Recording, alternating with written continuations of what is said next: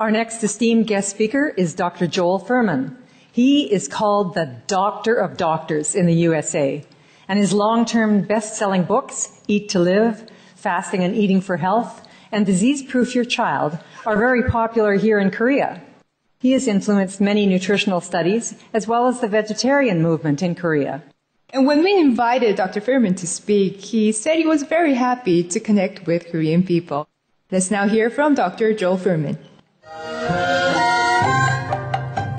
Greetings to the beautiful Jeju Island and the Honorable Governor and officials, the Honorable Guest, Supreme Master Ching Hai, the representative NGOs, parents, teachers, students, and other participants.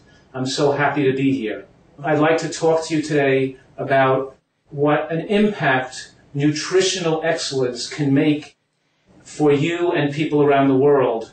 We can win the war against disease. We can have healthier nations and a healthier South Korea.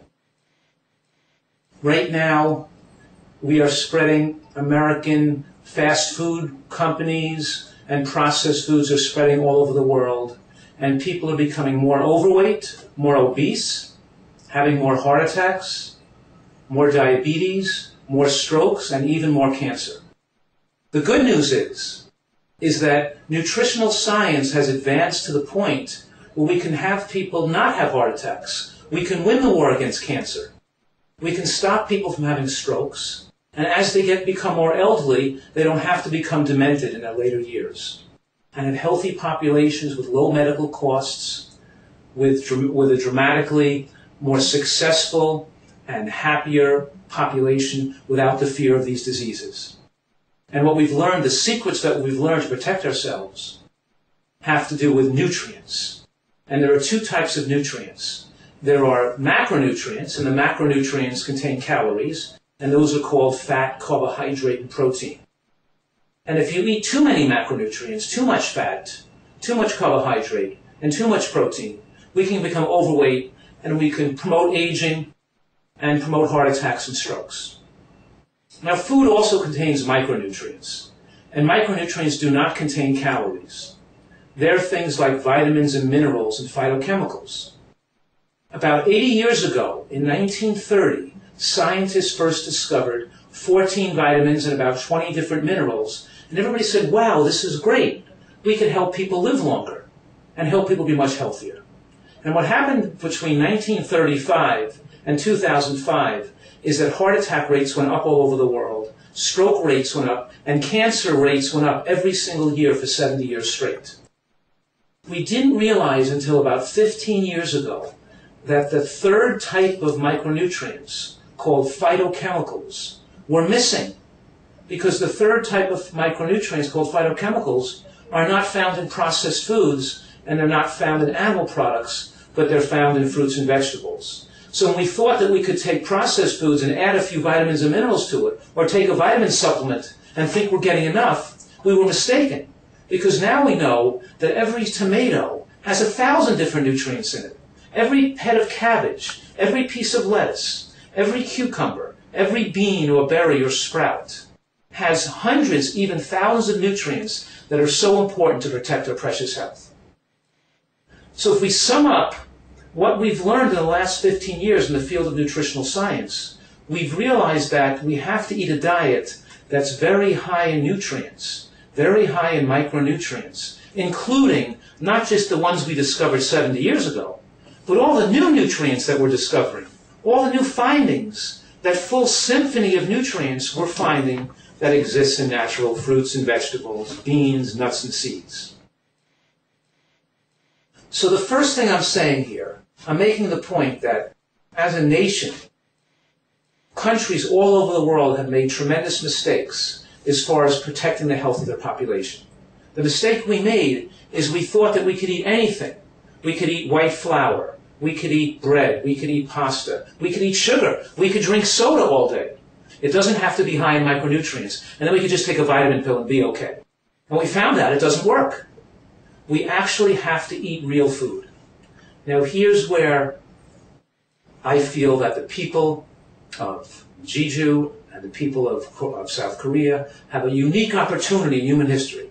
You have a blessing available to you with a climate to grow healthy foods and farmers that grow fresh fruits and vegetables and a homeland that has availability of peppers and tomatoes and cabbage and lettuce and sesame seeds. You have the availability to eat superfoods, and these superfoods could protect us against chronic, degenerative, and dangerous diseases, preventing medical tragedies.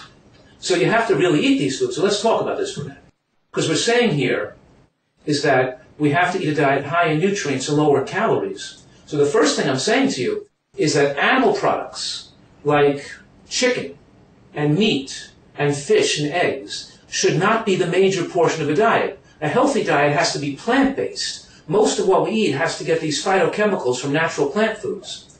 So pasta, white bread, and white rice does not have in it the phytochemicals and antioxidants. In those foods, there's no significant amount of vitamin E and vitamin K and folate and bioflavonoids and lignans and plant sterols and all these phytochemicals and other carotenoids that protect against disease. In other words, what I'm saying is that processed foods, drinking soda, having sugar, having white rice and pasta and white bread are not high nutrient foods. Those are not going to be the foods to protect your precious health because they're not rich in micronutrients.